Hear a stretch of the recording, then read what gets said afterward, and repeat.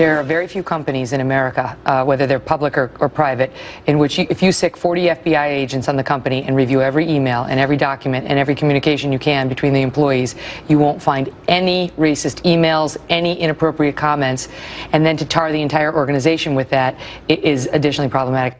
You're so close. You have the right words. Your inflection is just a little off. Let me try it again.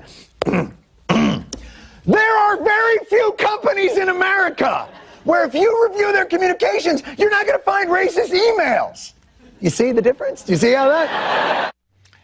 Pretty well put. With the mountain of evidence, it sounds foolish and sometimes incendiary to say for a moment that Ferguson police officer Darren Wilson got away with murder. Yet that remains a line some are determined to push because they believe it. But how much of the problem are those who spout such lines in light of that thing I mentioned a few seconds ago, something called evidence? Let's welcome into MidPoint. First of all, welcome back the veteran radio talker, lawyer, author, commentator, fears no microphone. Larry Elder joins us from L.A. Next up, founder of the WeCopWatch.org, a group that videotapes law enforcement, Jacob Crawford. And next to him, third member of this group, is founder of the Canfield Watchmen, a group that places their videos of cops on YouTube and Facebook, David Whitt. Gentlemen, I thank all three of you for being here. Thank you. Thank you. Jacob, I'm going to start out with you here because there's a picture that goes out now, and a lot of people have seen it, and it involves you, and you are videotaping police officers, and at the same time you're videotaping police officers, you have the middle finger of your left hand raised at, I guess, at the police officers at that time. It would lead a lot of people to believe that you just don't like the police department in general. Is that fair? I think it's pretty safe to say that I think that police are extremely problematic in their modern day context. I don't think that they work. And I think that if we really want institutions of public safety, that they need to be accountable to the public. But you don't like cops, though, right? Why would you say that? Because you were giving the middle finger to the police officers that you were videotaping. I'm just trying to see if indeed you do or you don't hate the cops. Oh, okay. So what you're doing is you're taking one photo from me and trying to determine my whole idea of what police are. No, I'm asking you what your answer is to that. Oh, okay. Well, I'm definitely anti-cop as they are today. I think that we need institutions of justice that are both restorative, transformative, and don't involve the state. For instance, if I wrong you, I think that I should be accountable to you and make things right. Would you agree? I agree. Continue. Good. All right, I guess we're going to go to the next one then. David, let me ask you then. It seems it ends right there. David, how do you feel about the police? You hate them? Well, I just, like you said before, I don't hate the police, okay? I have no trust in the police department or that system in general, for that matter, because the police have not been doing a job. They've been harassing people. They've been targeting specific colors. And when you look at when you look at everything that's transpired since the Mike Brown's murder and before then, you know, the police have been creating a situation that's going to erupt into, you know, just bad for everybody. Larry, let's bring you into this. You've heard the first comments here from our two guests. What do you think? Well, I'd like to ask Jacob. Jacob, what would you suggest? Ed Schultz of MSNBC said we ought to disarm the Ferguson police and have them only carry nightsticks. Is that the approach that you would take? Are you talking about in Ferguson specifically? Yes. Yes, I am. Oh, okay. Well, I think the first step would be to compensate the community for the decades and decades of targeted harassment, citation, abuse, and arrest. I think that if you want to start talking about how do you make a police department better, we got to go to the core. And it's not just about flushing out a police chief or disarming them. They need to be held accountable for their actions. The conditions that made the Mike Brown murder inevitable need to be addressed. What about reparations, though? And let me ask you this, because you speak about that and you say what a lot of people have as well. What about reparations for the people who had their businesses burned to the ground during the riots?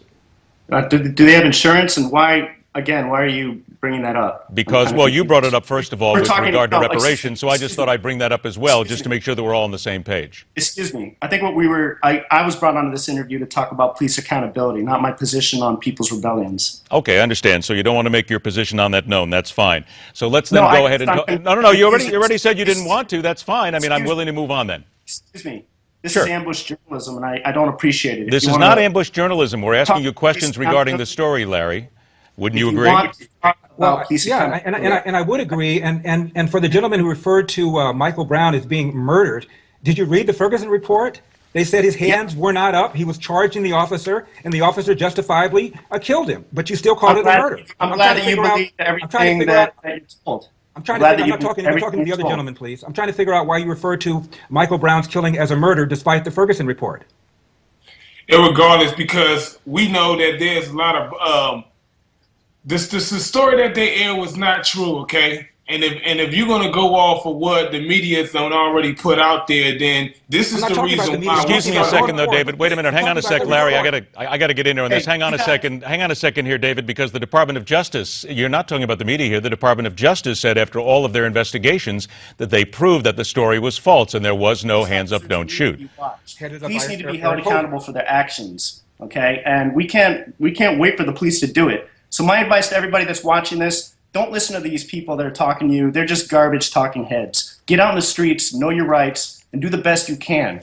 Try to de-escalate situations, document what you see, and then if somebody gets hurt, try to get that video to them. Do you also document, though, what the other people do on the other side of the camera? Thank you very much. Goodbye. Do you document what people do on the other side of the camera because you're documenting the police?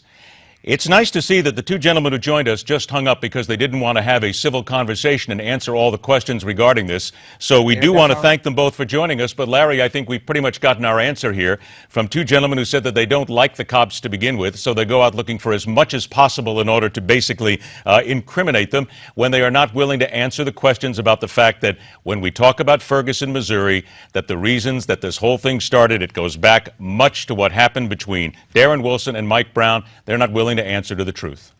Well, one guy films cops. I'd love to see if he'd like to live in a city without cops. And the other one obviously has not read the Ferguson report, which was done by the DOJ, as you pointed out, under the auspices of Eric Holder, a black man who went to Ferguson and said, I'm here both as AG and as a black man, but I guess they don't trust his report. And so he's ignored it and still insists that Michael Brown was, quote, murdered, close quote. I don't know what you do when people act like that. A fact to a toe tag liberal, Ed, is often like kryptonite to Superman. They don't want it. Well, we do also have to admit, let's be fair here. There are problems in the Ferguson Police Department. Obviously, there are problems in police departments all across America, but this is not as if one or two or three or 10 individuals, if you will, make every single cop across America bad. I think that's part of the problem here, Larry. It's what these people believe.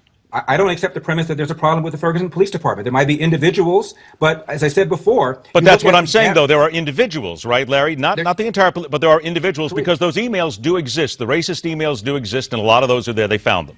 Well, there were two cops, apparently, that pushed them around. We don't even know the context. And I don't know that a racist email would then cause a cop to go out and brutalize a black person. We found out that Darren Wilson did not act racially, even though this... I got to stop you there, Larry, because unfortunately we are all out of time. We're going to come back and do this again because it's been interesting. Thanks so much, Larry Elder. MidPoint will continue.